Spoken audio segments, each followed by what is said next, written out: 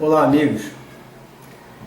Há hoje em dia uma verdadeira febre de inclusão nas escolas. Essa febre está suscitando surgimento de técnicas, metodologias, teorias, conceitos, tudo isso de uma diversidade muito grande e todos apresentando vantagens, mas também muitas desvantagens. Eu tenho observado que os mesmos métodos com excelentes resultados em diversas escolas têm sido considerados inadequados ou até impossíveis de funcionar em algumas outras. Ora, até nas minhas palestras de início de treinamento com professores novos, etc., eu percebo comentários de desaprovação, que até considero já comentários padrão, como por exemplo: isso tudo na teoria é ótimo, mas na prática não funciona. Basta tentar dar aula para uma turma igual a minha, que você vai ver que isso aí é balela. Ou então, não há como conseguir bons resultados com alunos que já vêm de casa mal educados, sem limites, irritantes, agressivos, etc. Bom, lógico que tudo isso, desses alunos que já vêm mal educados, etc., isso é verdade. Mas o que eu percebo também é que está havendo uma resistência muito grande à mudança. Os professores, mesmo insatisfeitos com seus resultados, preferem continuar naquele mesmo processo, sem a menor vontade de, pelo menos, tentar entender que há outras formas de se alcançar o objetivo que ele, pelo método atual, não está conseguindo. A moda que eu tenho visto é colocar a culpa na família, na mídia, na sociedade ou até nas autoridades. Lógico que todos têm sua parcela de responsabilidade nesse descalabro que é a educação do nosso país e na deformação da mente dos nossos jovens. Isso é verdade. Mas, além disso ser óbvio, só colocar a culpa em tudo isso não ajuda em nada. Que é uma realidade, a necessidade de se exigir do governo, do sistema governamental, atuação menos corrupta, mais responsável, daquelas autoridades que estão em função pública, isso é claro. Só que, além de encontrarmos algum tempo e algum meio para fazer tais exigências, isso, uma delas é durante as eleições, né? Tendo voto consciente. Mas, além disso, nós temos que, nesse ínterim, estar fazendo a nossa parte. Isso é muito importante. E a nossa parte necessita de muito esforço, muita dedicação, muita observação, muito boa vontade para entender métodos e técnicas que podem nos ajudar e muito a obter melhores resultados com nossos alunos. A metodologia da inclusão, por exemplo, é uma das mais combatidas pelos professores que não acreditam nem no seu próprio potencial de ensino. Muitos até acreditam que ensinam muito bem. Eu já tenho visto isso. Embora só consigam bons resultados com alunos bem educados, estudiosos por natureza, ou aqueles que já têm hábito doméstico, ou família dando exemplo, aqueles cumpridores das tarefas escolares em sala, aqueles que fazem o dever de casa tranquilo.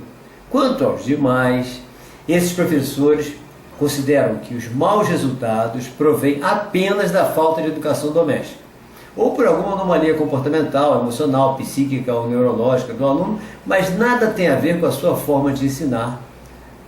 E dizem normalmente assim: eu sou competente, o aluno é que não presta. Interessante isso, não há dúvida. Visto isso, vamos ao que seria a inclusão.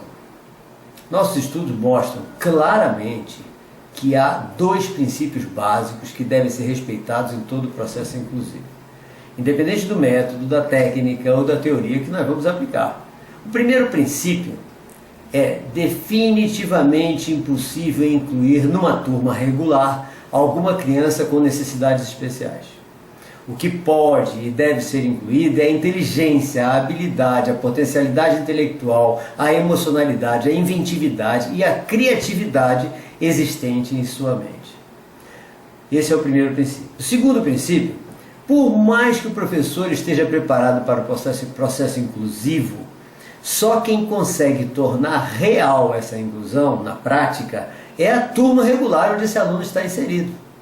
Isso nos mostra que há dois caminhos paralelos importantíssimos, então, nessa jornada. O primeiro caminho é que se o que vai ser incluído não é o aluno com deficiência, mas a intelectualidade desse aluno, cabe ao professor, sempre com a ajuda de todos os colegas da turma, identificar, estimular e desenvolver essa inteligência. Esse aluno não vai conseguir fazer isso sozinho, por isso ele precisa de atendimento especializado e por isso ele precisa do apoio dos colegas também. O segundo caminho que nós temos que seguir é o seguinte: para que os colegas assumam os papéis de inclusores sociais, a turma precisa ser preparada por meio de frequentes assembleias de classe. Assembleias de classe. Isso é muito importante. Muitas metodologias de inclusão utilizadas em vários outros países, como por exemplo nos Estados Unidos, a teoria que começou a ser usada há pouco tempo, chamada de mainstream. Elas podem ter sido muito bem elaboradas, mas estão fracassando. Por quê? O fracasso delas deve-se exatamente devido à rejeição apresentada pelos alunos das classes regulares aos seus colegas incluídos. Então ocorre frequentemente nessas classes o que? O bullying, destruindo qualquer elevação da autoestima que tenha sido anteriormente conseguida pelos professores dos alunos especiais. O erro não está no processo, o erro está na falta de preparação dos alunos da turma regular. É comum para qualquer teórico de educação acreditar que, para alguns teóricos de educação, não todos, acreditar que se o método funciona numa escola, terá que funcionar na outra. Bom, funcionar deve funcionar, mas o problema é que não está no método o fracasso, como aconteceu no mainstream.